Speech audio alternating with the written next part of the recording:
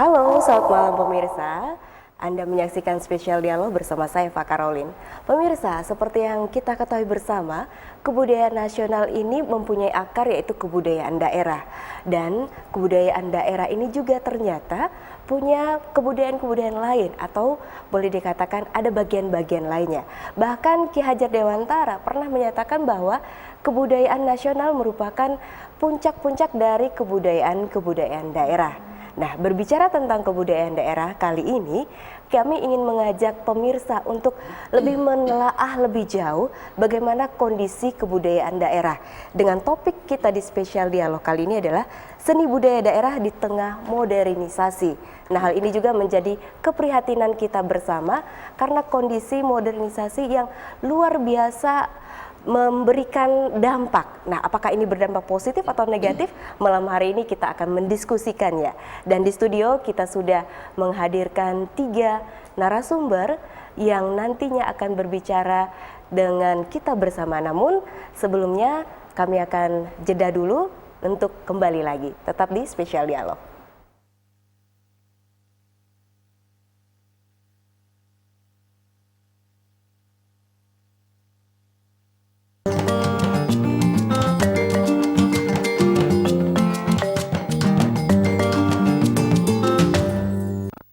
Baik pemirsa, kita kembali di Spesial Dialog dan seperti yang tadi saya sampaikan, tema kita adalah seni budaya daerah di tengah modernisasi.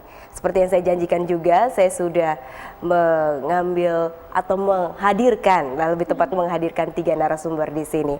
Baik, yang pertama ada Ibu Maria Goretti, Sarjana Sosial MSI, anggota DPD RI Daerah Pemilihan Kalimantan Barat. Selamat malam Bu Maria. Selamat malam juga.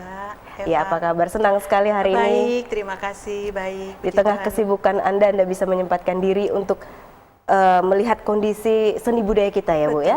Betul ya. Baik, bersama kita juga sudah hadir Bapak Hendrikus Clement.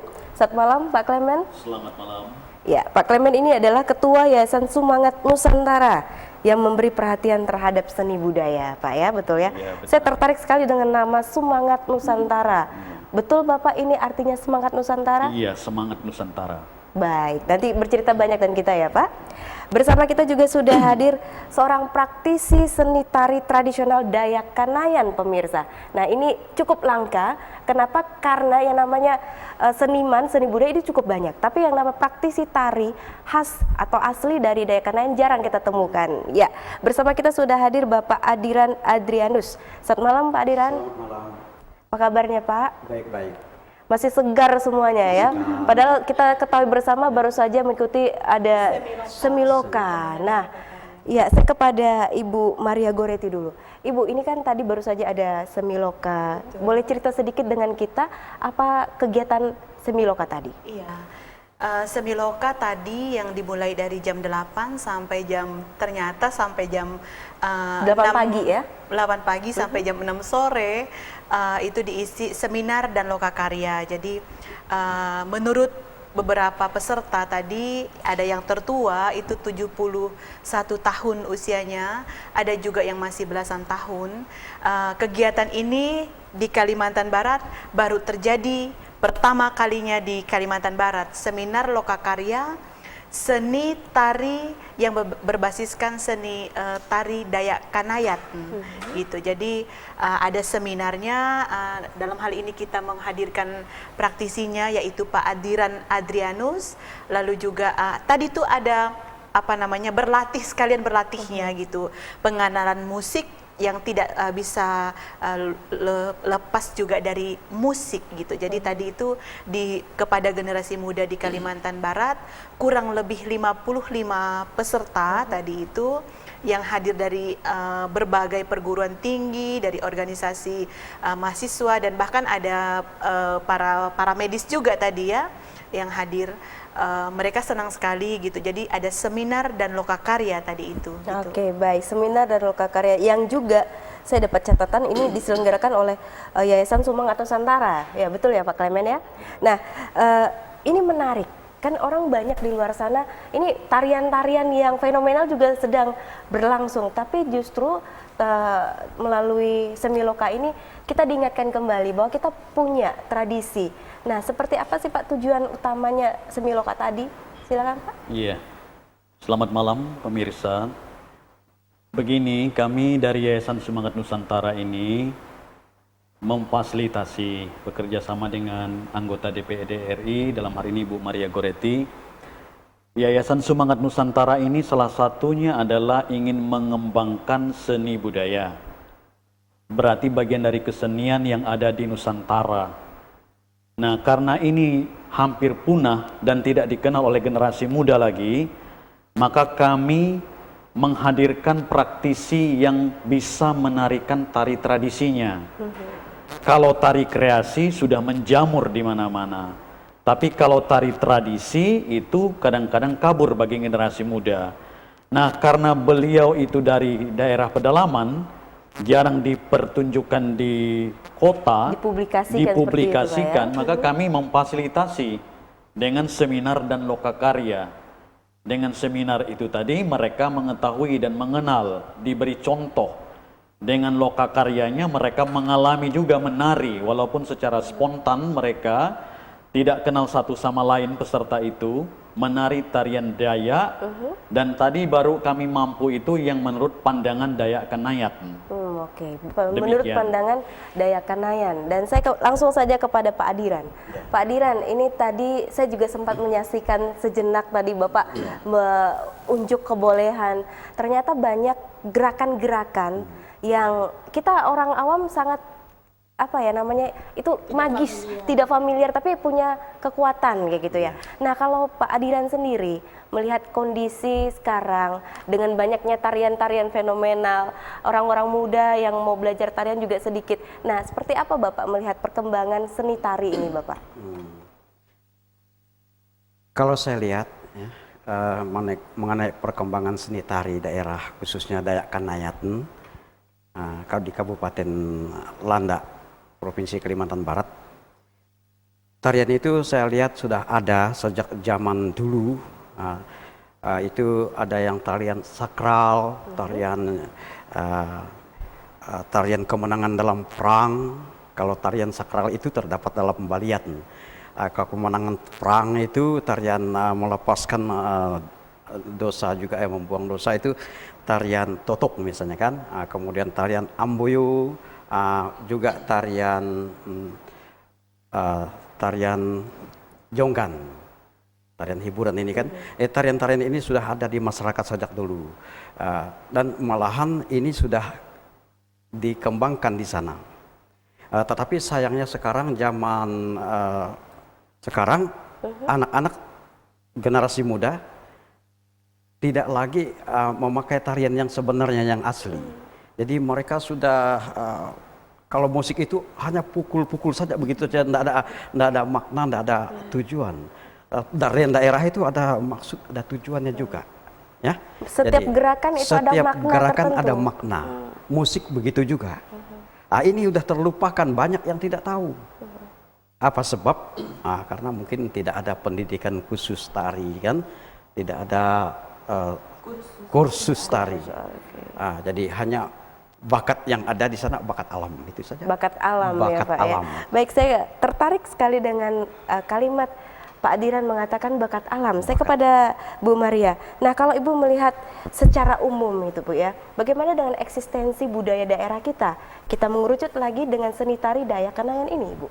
Ya, kalau tadi judul kita itu di tengah modernisasi seperti yang Eva pilih pada malam hari ini, sangat potensial sekali. Memang seperti juga yang dikatakan Pak Adiran, generasi muda sekarang ini lebih suka yang mudah gitu, yang instan yang gitu ya, mudah, langsung. yang yang orang anak muda bilang yang rancak gitu.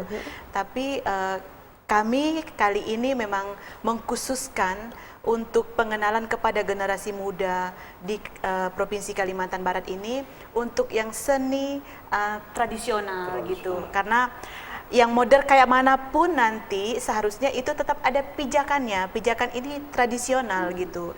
Nah, kalau sudah kita kuat di tradisi, maka kita tidak takut lagi terpaan modernisasi itu kepada tari-tarian kita yang sebenarnya punya nilai yang luhur tadi itu gitu.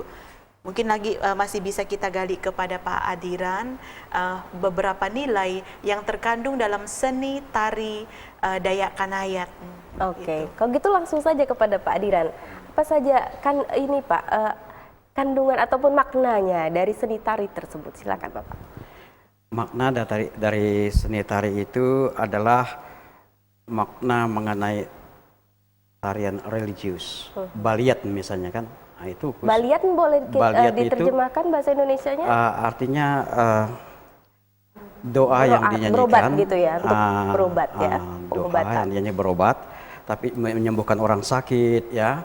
Kemudian juga supaya kita dapat rezeki padi misalnya kan, ayam, babi, itu doa-doa yang banyak di situ.